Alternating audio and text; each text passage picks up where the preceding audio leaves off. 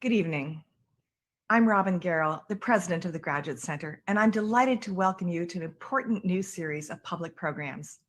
This is my first public program as president, and it's wonderful that so many of you could join us tonight. Our public programs are a fundamental part of what we do at the Graduate Center. We are proud of our position as the public graduate school in New York City and proud to be a place for conversations about ideas and issues that are vital to New Yorkers. Tonight, we kick off our Change series. In a year unlike any other, change is the core of our national conversation as we seek to create a more just and democratic society. Throughout this series, we will look at critical issues facing us today, engaging leading theorists and activists. I want to acknowledge the Center for the Study of Women and Society, the co-sponsor of tonight's program. More than 30 research centers and institutes are at the Graduate Center, and they and our renowned faculty and stellar students are at the forefront in studying the most challenging and complex problems, identifying solutions, and developing paths for change.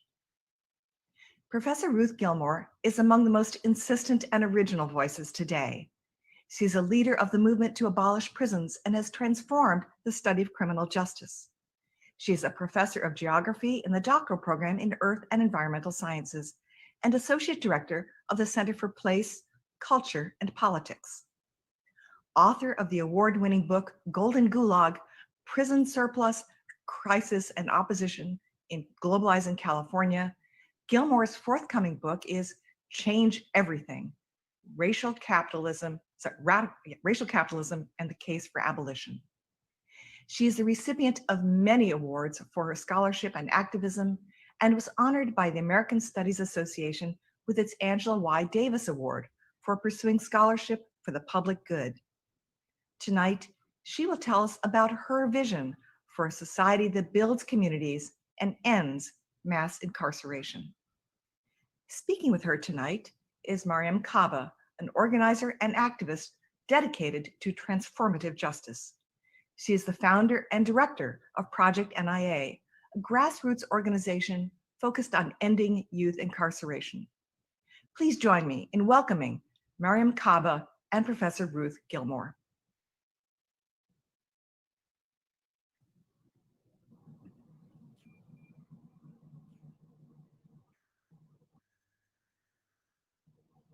I think we're here. Mariame? I'm here. Hello. Hi. Hello. Hello. Hundreds of people who have joined us this evening. And thank you, President Garrett, for that kind introduction. I'm sorry that my biography that's online is 6 years out of date. I'm the director of the Center for Place, Culture, and Politics. And there are other things I could say about myself, but I did want to set that straight. And I'm delighted to be here this evening talking about these vital issues with my friend and colleague and mentor and comrade and sister, Mariame Kaba. Mariame? Hi, Ruthie. I'm so happy to be here today. I want to thank the Graduate Center for the invitation to be in conversation with you. You're one of my favorite people, teachers, touchstones, and I'm mostly going to be kind of asking you a bunch of questions like I always do. So I'm excited that we'll keep having that as our conversation. I do want to make a point for taking some accountability here around access and accessibility. We don't have an ASL interpreter and we don't have option for live captioning. And that's really, from my end, I didn't ask in advance, I just assumed, and that was on me.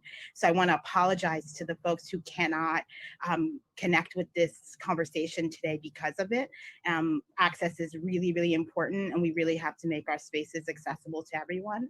So my understanding is that there's going to be captioning post the event on the video, but that's certainly not good enough. So I wanted to start there and make sure that, again, I took accountability for the fact that I didn't ask in advance and should have. So let's get into it. So I want to have our nice slides up, please, Jim, and we're gonna get started, or John will do it.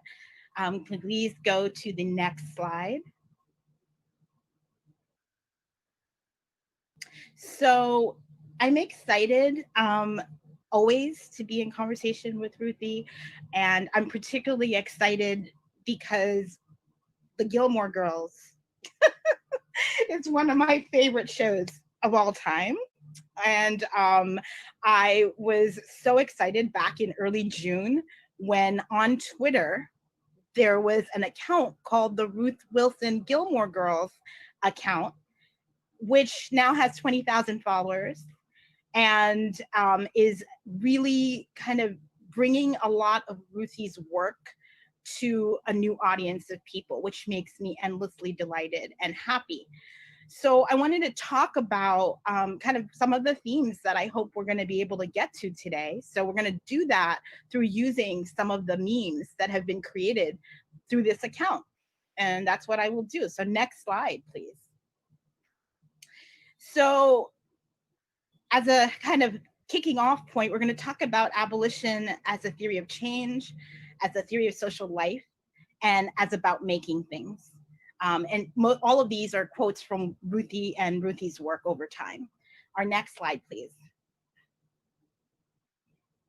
We'll definitely touch on the fact that what we know about mass incarceration is that it is class war. Next slide, please. We'll definitely talk about prison abolition as a specific form of anti-capitalism. Next slide. We'll touch on the state and its various configurations. And I like this from Ruthie's work. The state does not think and do. People in various configurations of power, including from below, enliven states to think and do. Again, a great thing to be thinking about as we're thinking about the uprising and the resistance of the current moment and the fact that we have agency. Next slide. How to fight has everything to do with figuring out what do people who are already organized do? Is it possible for what they're already doing to be connected to this radical vision of a future for all of us? So we'll talk about organizing tonight. Next. That's it. You can pull off the slides, John, for now, and we'll come back to them in a minute. So I wanted to give you a preview through Ruth Wilson Gilmore Girls of what we're going to be touching on in various configurations today. So we're going to start off with the most pressing question of the current historical moment, which is how many episodes of the Gilmore Girls have you watched? Because the people need to know. Do the people really need to know? The people really need to know. None. Oh my God! I've never seen that show. And I am tempted next time I am sick in bed with a temperature that I know is not COVID-19 Yes. to perhaps start binge watching it. But I've never seen it. It's all just an idea to me. It's all just an abstraction for now. Yes. All right. Well, we'll like abolition for a lot of people. I love it. I love it. I love it. Well, let's get into it. I would love to just start off by asking you what's on your mind right now. You know, as we are thinking about the current historical moment with our pandemic worldwide, economic violences of all sorts, uprisings all over the place. What are you thinking? I'm thinking everything. I'm thinking about how COVID-19 showed us how the entire planet is knit together.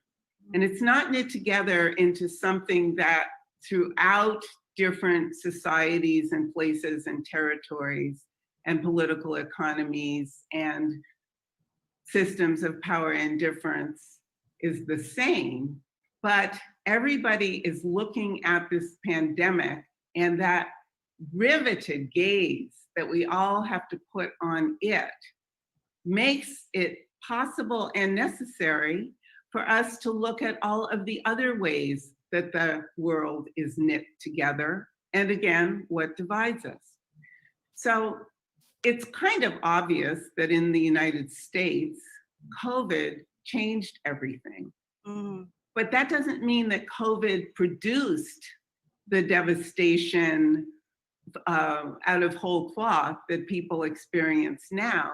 Rather, it made people able to see the kind of precarious life that so many, many, many, many, many millions and millions and millions and millions of people in the United States, whatever their citizenship, live.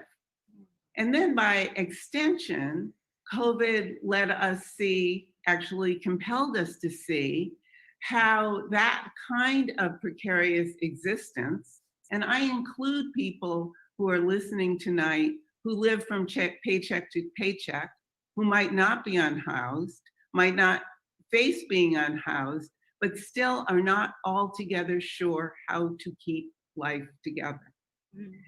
That connection between and among the people of the United States, whether they have jobs or not, and the people of Brazil, whether they have jobs and land or not, and the people of South Africa, the people in Europe, the people throughout Asia, indeed, people around the world, compels us to stop and think, why is the experience of a virus that is in theory deadly to any human so differently deadly, not only between and among groups of humans in particular societies, but so different between and among societies completely?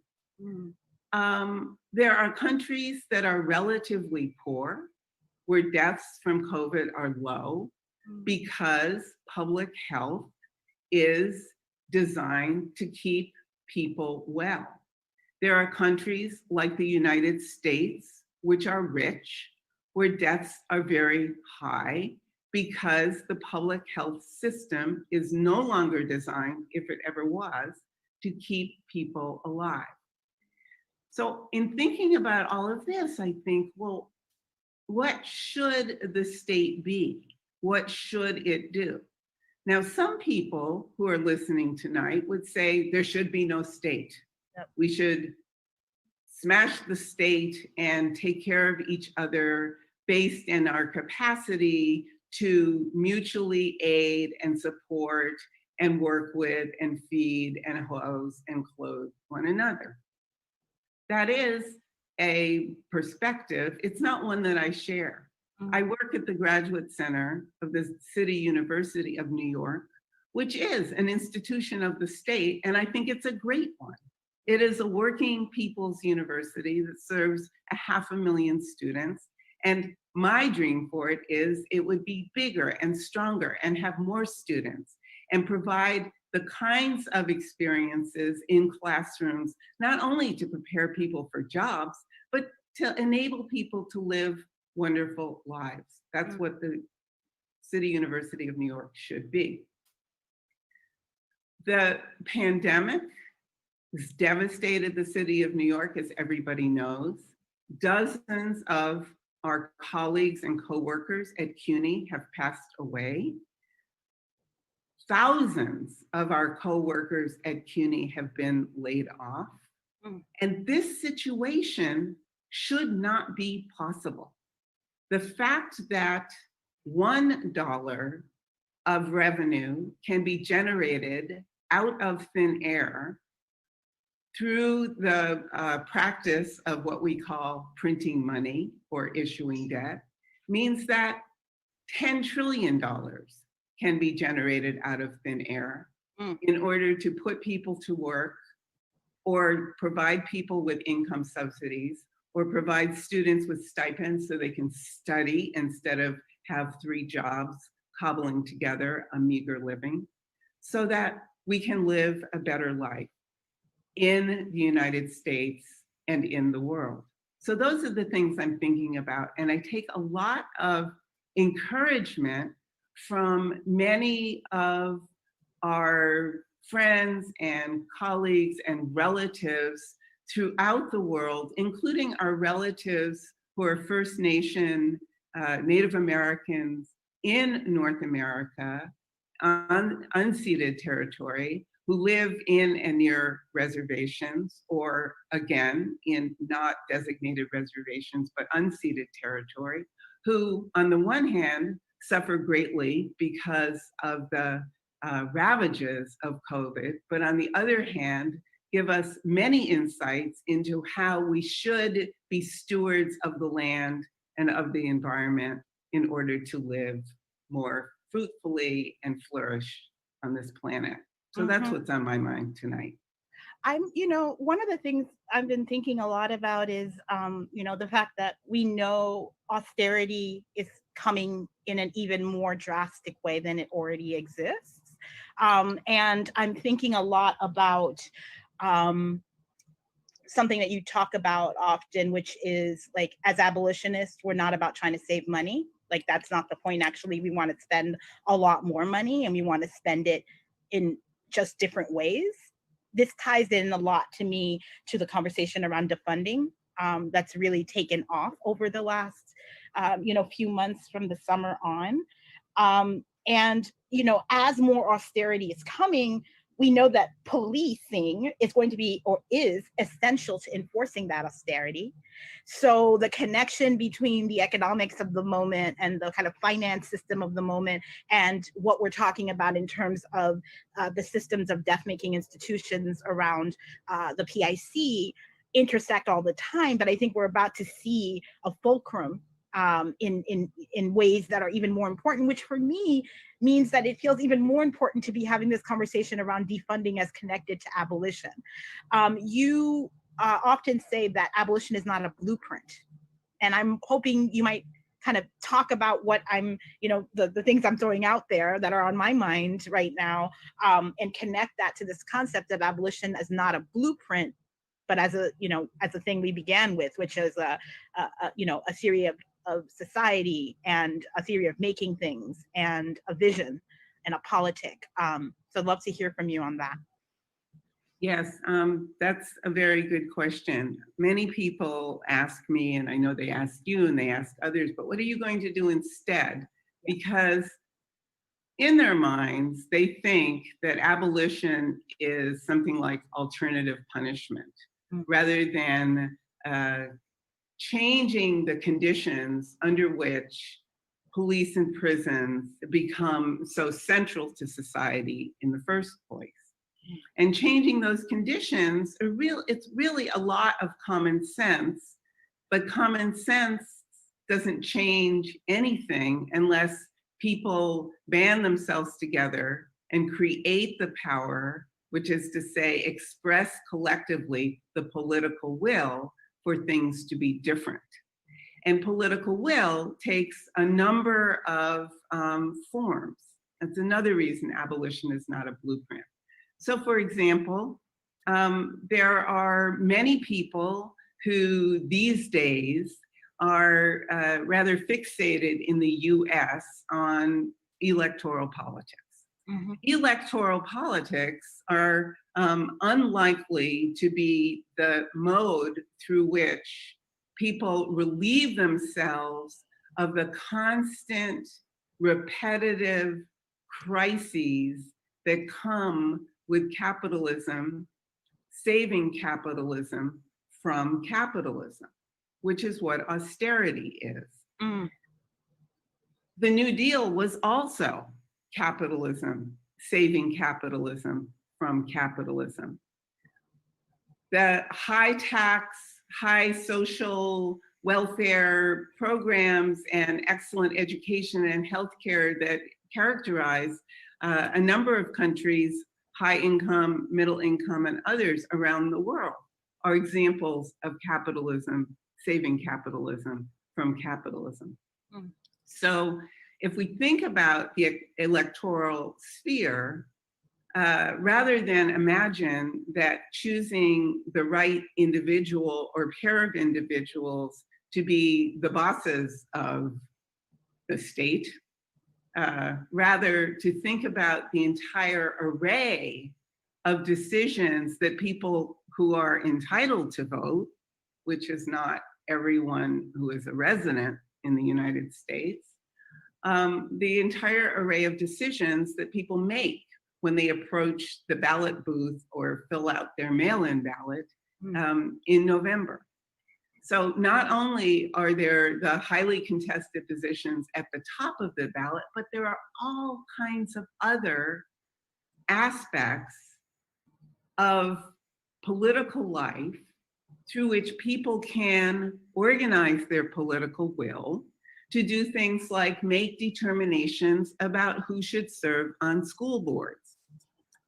Who should serve on school boards would then determine, for example, whether schools should use scarce resources to continue to employ school resource officers, which is to say police in school, or use those resources to have smaller class size, more interactions between students and others who can guide them, and more of the kinds of activities that you and I enjoyed as young students in elementary and secondary school.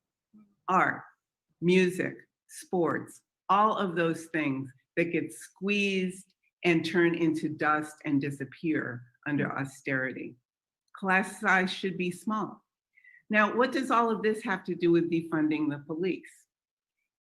It has everything to do with thinking about how public budgets, which is to say the allocation of resources gathered from the public for the public, that's what the budget is. What that public budget tells us about the priorities of a society. And a budget that has as its principal purpose to provide protections from calamity and opportunities for advancement is quite a different budget than one that focuses on using the powers of organized violence to contain and direct the effects of organized abandonment, which is what austerity is. There are so many people in prison today in the wake of round after round after round after round after round of organized abandonment in the United States.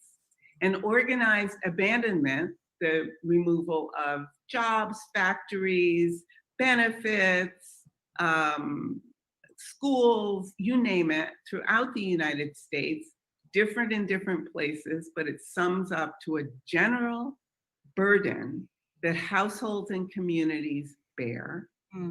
And the displacement of all of that vulnerability to criminalization and social control and prison is something that I lay out in great detail in my book. The fact that the US never developed any kind of extensive and intensive and reliable welfare state, and I don't mean aid to families with dependent children, I mean a state that looks after its people as a matter of right for the people to have it to lean on.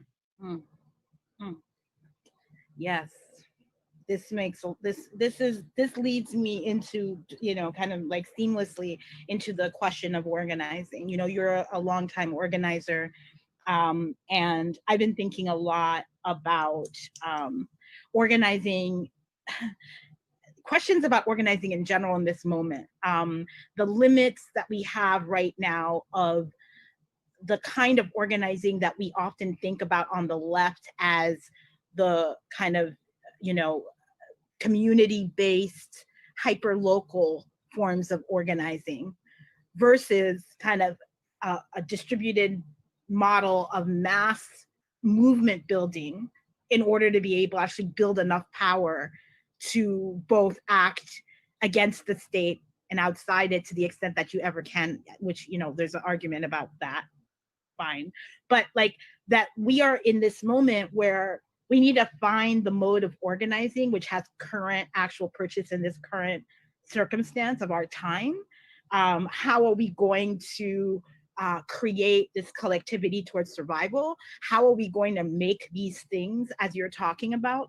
I'm wondering if you might share with us from your experiences, your both, you know, the organizing experiences, but also your reading and thinking, 3 lessons that you might impart that would help us to think through this concept of the hyperlocal community and the mass distributed social movements that we're going to need, really, if we're going to be able to win. Where are you on this right now? How are you thinking? That's a great question, Mariame, and I'm glad you asked it. I think we have to follow the teaching of Malcolm X, and that is to say, we have to do things by any means necessary. Now, some of you might imagine that picture of Malcolm X standing at the window with a rifle.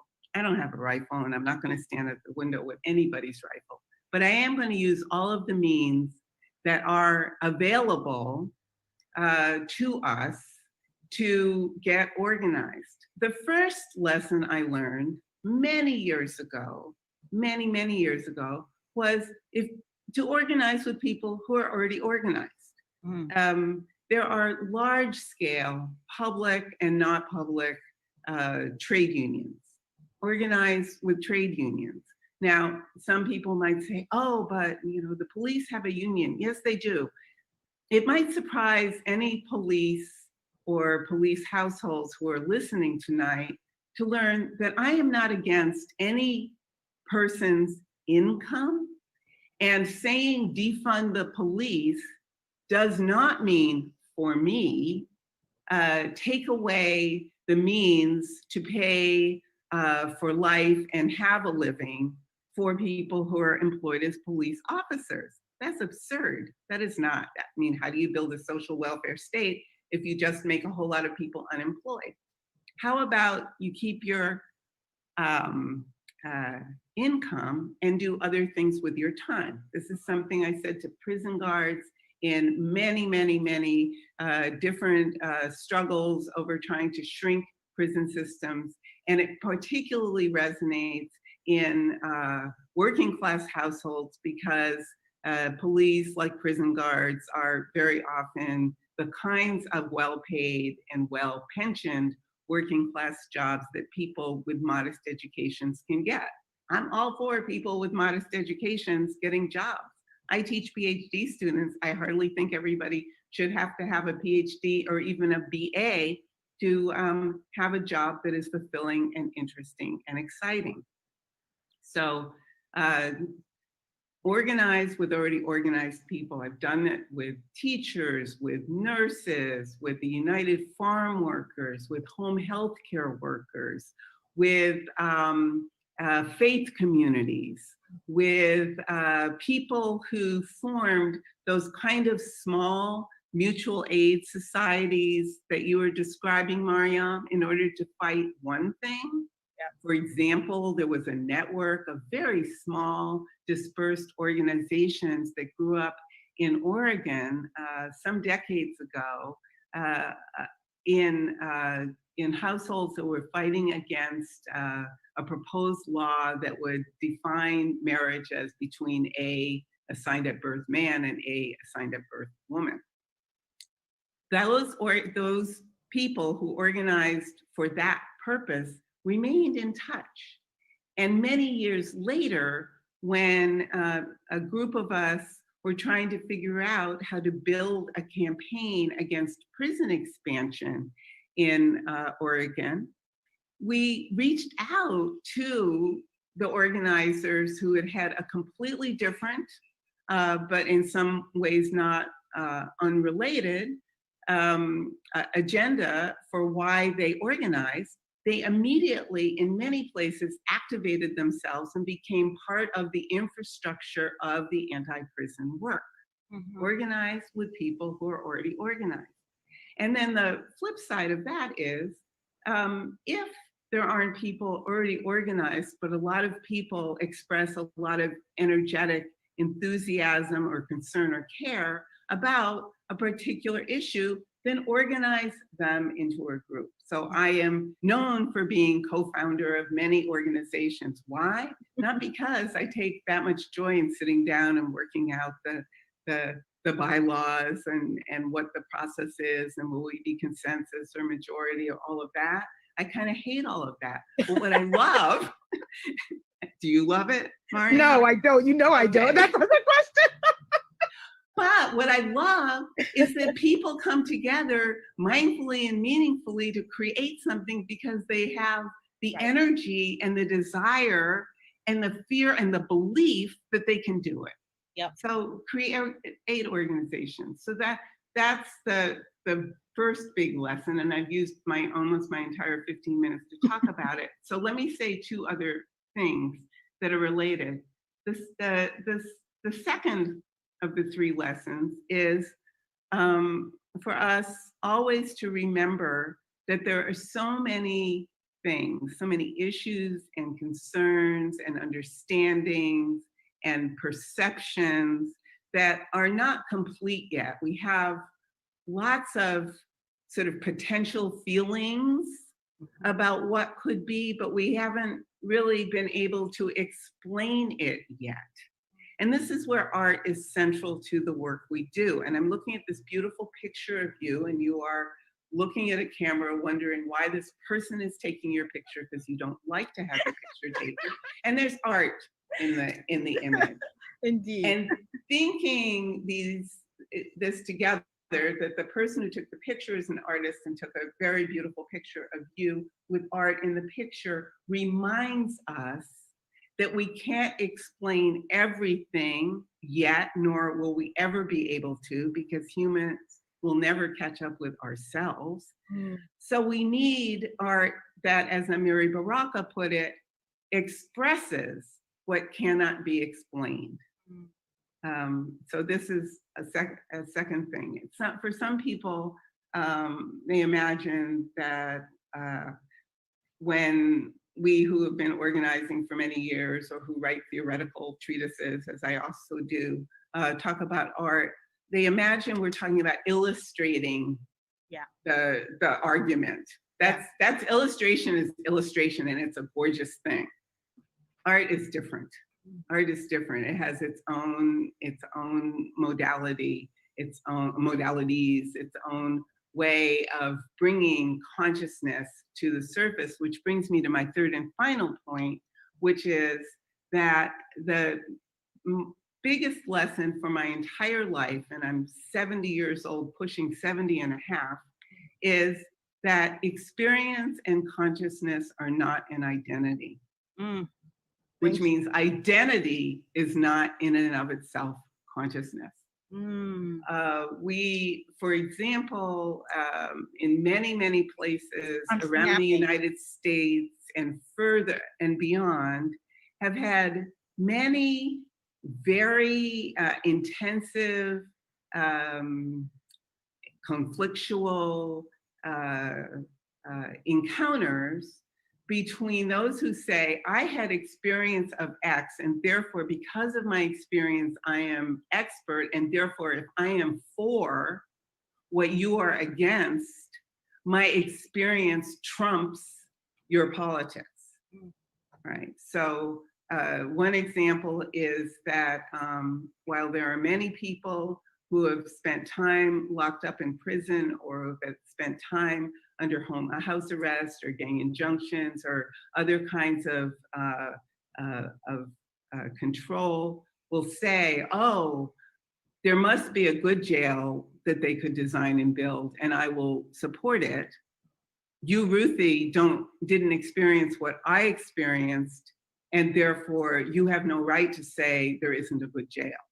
I have every obligation to say there isn't a good jail, and then to make arguments and to show the experiences of people whose experiences have led them to a different consciousness about the possibilities of jail, about the need for social goods, the need for social welfare, the need for us to have fulfilling ways to live and work and be together whether we want to be together collectively, whether we're hermits and loners and would rather be left alone. Nobody's being compelled to live in a commune. We're just saying, let's bring our communal wealth together so that we can do things like make the Graduate Center terrific and make sure that people stop dying of preventable causes, whether it's COVID or a gunshot or falling off a bridge or falling down the stairs. Thank you for that. I'm wondering if you can say something about, I think certainly I have said in the past that we're doing abolition all day and every day, all the time in different ways. I wonder if you subscribe to that view, if you kind of are concerned sometimes that this risks devolving politics to simply kind of individual level actions.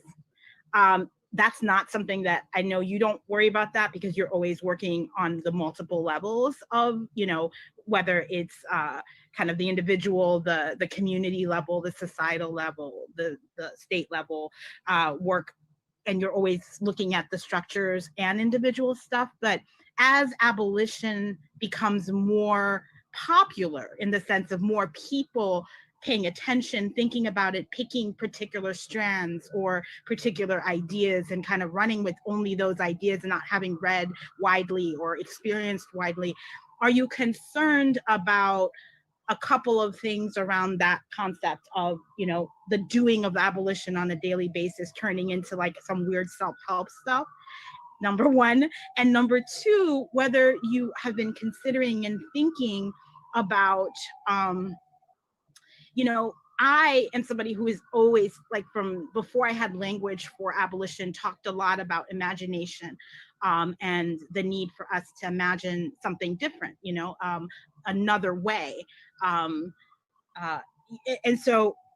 And I don't want it to get lost that while I'm like down with the imagination and I believe in it deeply, that it's in the doing of things that we're going to get free, and also that these systems that we're talking about we don't just have to build new things. We absolutely do. I feel very strongly about the building of new things, but we also have to tear down. Like, these things all have to happen together. And I guess I'm just throwing out to you your thoughts, kind of your theory of abolition as the doing of things on a daily basis. And if you can speak to that a bit. That's a great question, Mariame, and it sort of makes me want to loop back through an answer I gave you earlier about organizing with organized people. Yeah. To make more explicit what I mean.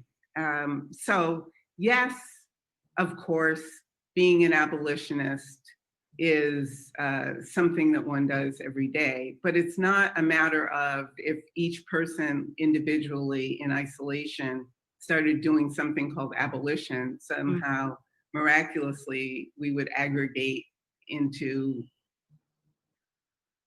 an abolitionist world. That's the mystification of neoclassical economics turned inside out, and it'll never work. I don't think. So what then is becoming rather than being an abolitionist, because it's a constant becoming. That's right. Indeed, subjectivity, if I may, is historical becoming, and that's what this is. That we bring our energy and our intelligence and our analysis and our tools and our experience to the project of changing the world. But we do it knowing that changing the world, or to use the phrase that you just used, Mariame, tearing some things down, is not the same as erasing one day and then coming back the next day or in 7 years after the earth has been salted and not fertile, and then start planting again. Rather, things can be torn down by being reconfigured for something else. So use the pieces of what things are made of, we can make something else. Now, I feel people in the audience going, oh, no, Audre Lorde said the master's tools, the master's tools. Well, in my opinion, and I've published this, so this is my written opinion that I stand by, the most important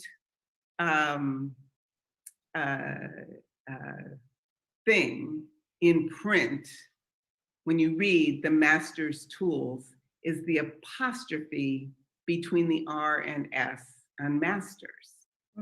The tools that belong to the master. To me, what we're talking about here in big ways as well as small is a question of ownership and effective control, and different ways of understanding what ownership and effective control should be. Therefore, I mean, let's take something that people like to sneer at, you know, social theory.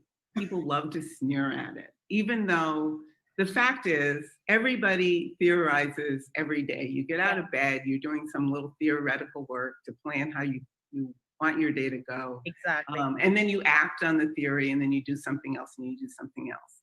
And all that some more elaborate theories are, whether it's a theory of how to turn the capitalist-induced climate change into the possibility of green economic activity, or that is not capitalist, or the atomization, which is, say, the dispersal of so many of us into small mutual aid organizations because it's necessary right now, but how to build an infrastructure, and part of this has to do with the consciousness and awareness of each other, to bring people together to do, as it were, big things.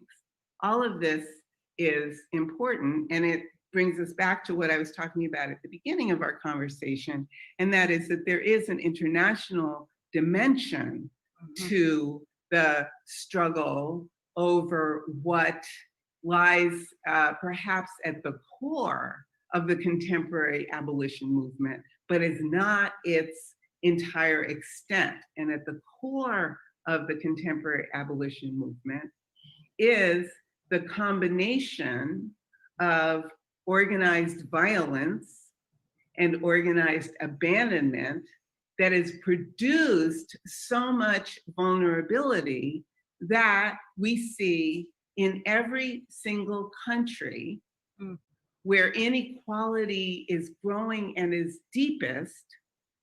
Mass incarceration is the most prevalent.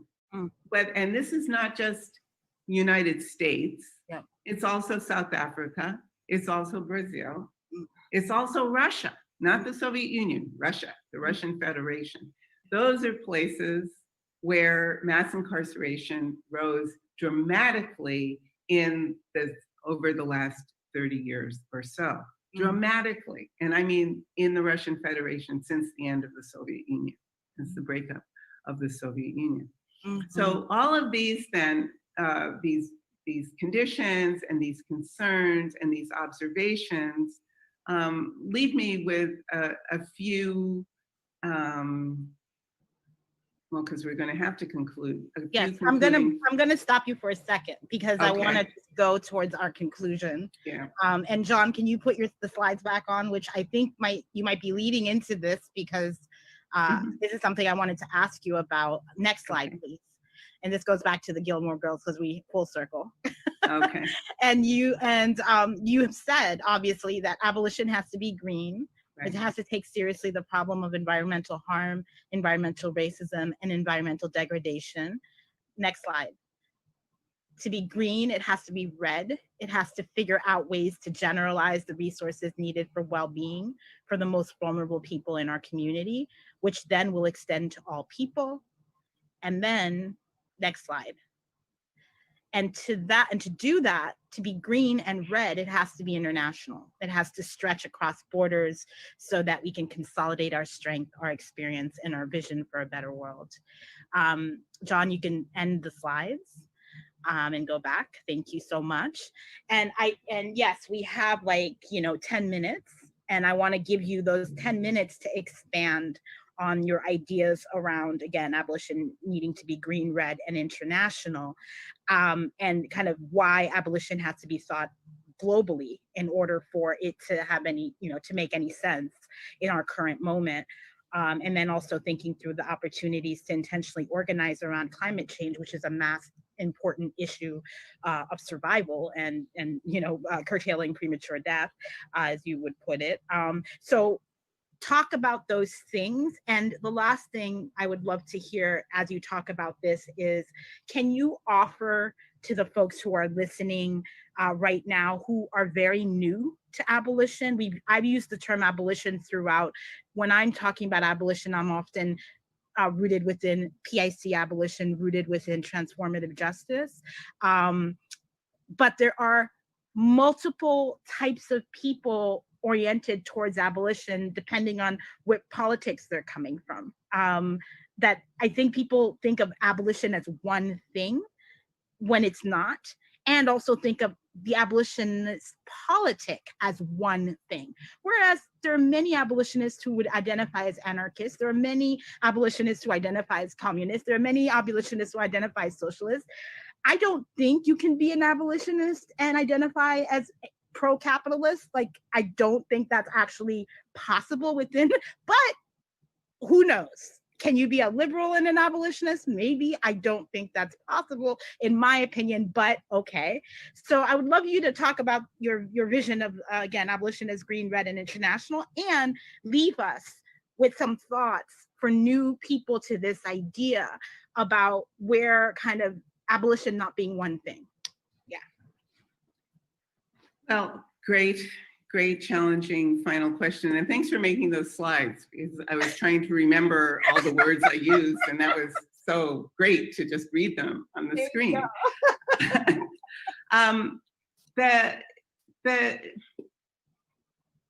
The central struggle that so many people are engaged with around the world, again, whether their lives are immediately precarious or not, almost makes no difference, is a struggle to make lives,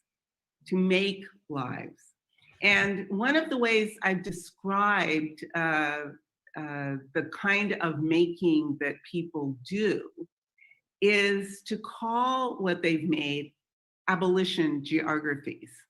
So abolition geographies are the antagonistic contradiction to carceral geography, and carceral geography lies, again, at the heart of the relationship between organized violence and organized abandonment.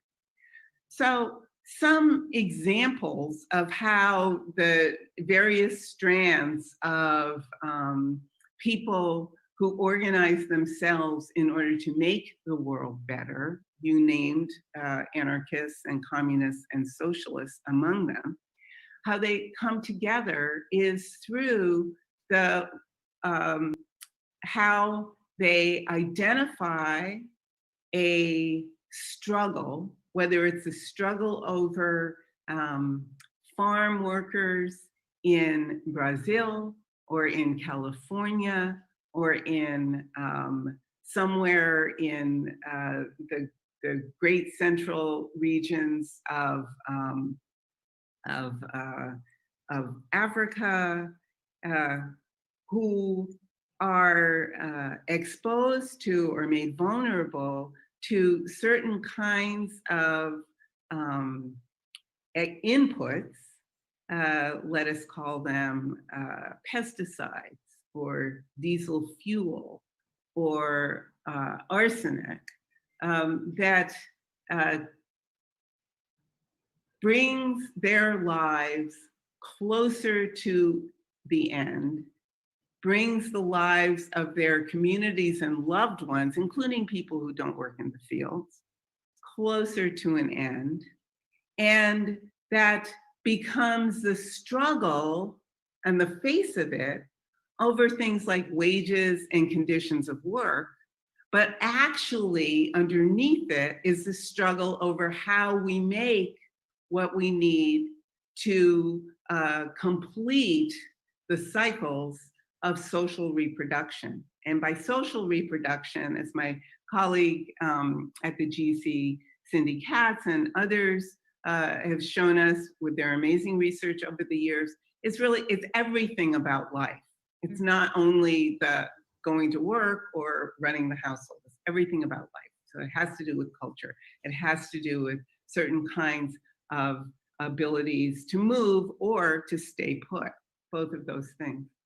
So the kinds of indications that I get from the work that people do around the world in making abolition geographies show me that certain kinds of, for example, stewardship of the land and water in some parts of Bolivia are producing an abolition geography, even as those people are struggling against a certain kind of entrenched landowner class that is fighting against the care of land and care of water. Or somewhere else, completely different situation in South Africa today, and I mean today, throughout Cape Town and elsewhere, people have been struggling to be able to live on land, to occupy land, which is also something that the MST has been fighting for in Brazil, and people have been fighting for in many different parts of the world. And the occupations in the sort of outer edges of settlements and townships in Greater Cape Town have brought as a response to them many, many, many layers of policing and organized violence. And just recently, a combination of more anarchist organizers and more communist organizers in consultation with the communities for the first time insisted that part of how they assert their right to occupy and live on and flourish in that land requires the abolition of police. And abolition has not been a word that has had a lot of favorable acceptance for many communities that I have been in close dialogue with, for example, in South Africa, because certain sorts of vulnerabilities that are the result of so much organized abandonment that has been the burden that people have borne over many years has made people so vulnerable that it seemed to many people, as has also been the case in the US and elsewhere, that the answer to that vulnerability is police rather than the answer is abolition. So we see abolition geographies growing up in urban and rural and in between places. Thank you so much. Ruthie, do you want to, we have 5 extra minutes apparently because we started late now. Do you want to talk about abolition not being one thing as the close? Sure. Abolition's not one thing. We have to change everything. We have to change everything. That's why my book is called Change Everything. Yeah. And again, that's changing things means many, many different kinds of things depending on the situation, relations, and so forth that people have and what it is they think they can do. So it's back to that apostrophe in Master's Tools. It's changing that apostrophe, taking that out and turning the tools, indeed taking that apostrophe out and then saying, well, wait a minute, maybe Master should go too. And we do an edit and then use the tools. Mm-hmm. Changing everything means having a different relationship, which many of us have developed over the last 20 years, to our understanding of people who are already organized, what their anxieties are and what the possibilities are to organize together. And I'll give you an example from a faith community. A few years ago, I was surprised and honored to be invited to the 200th gathering of Freedom's Prophets at the Mother Bethel AME Church in Philadelphia. So that church was founded by Richard Allen and a few other free Black men at the end of the 18th century. For those of you who don't remember how the centuries go, that would be 1790.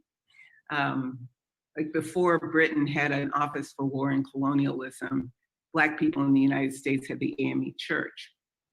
And that church started out as a kind of spread out, atomized faith community that established its various congregations wherever the preachers went and proselytized.